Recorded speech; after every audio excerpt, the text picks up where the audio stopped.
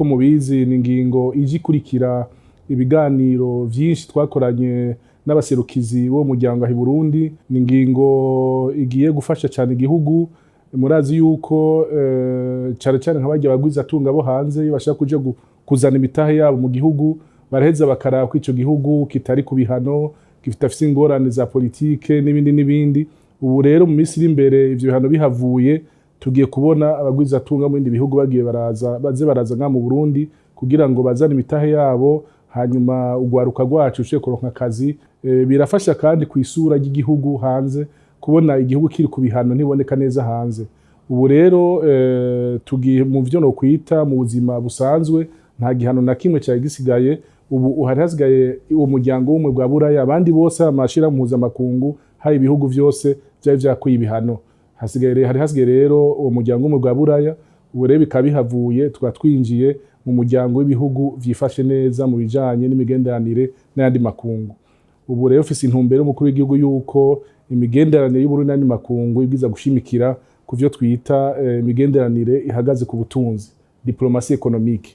Iyo nayo ikaba ifise ico novuga ibisata nka 3 canke 4. Tuzoshimikira cyane guhimiriza abagwiza atunga mu mahanga bazana imitahe yabo mu Burundi. Ico ni cambere. Ica kabiri, tuzogerageza tuze turatangura gushora ibintu biva mu bidandazo by'u Burundi bija mu mahanga, byo mu mahanga biza kugira ngo turonke amahera agaciro ava mu bindi bihugu.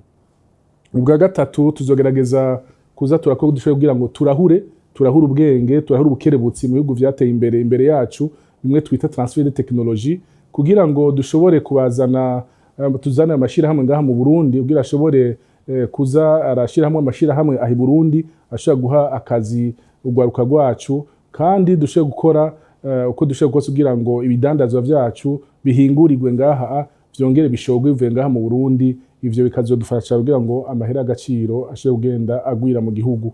Novuga yuko rero mu ncamake twarashimye cyane, mugabo sinorangiza ntashimiye cyane umukuru w'igihugu cyacu cyiza cy'u Burundi. Yashoboye kumpa intumbero nziza, akamba impanuro nziza zatumye kuvyukuri numvisha abo baserukizi ibihugu vy'umuryango w'Iburayi ngahi Burundi. Kuvyukuri ni intsinzi idasanzwe, kandi soma ko ari intsinzi y'abarundi gusa. Ni intsinzi y'abarundi, kandi ni intsinzi y'ivyo bihugu nyene vyafashe ivyo bihano. Gufatira ibihano igihugu atakintu kintu gihora, nabo nyene bari baremerewe ubona ko nabikuye nabo ni nko kuremuruka. Nibaza yuko duhuye na Claude Boshi novuga nti no mukeza kubera nabo novuga yuko ari ingingo n'intsinzi dusangiye twese Burundi n'ivyo bihugu, niko no bivuga.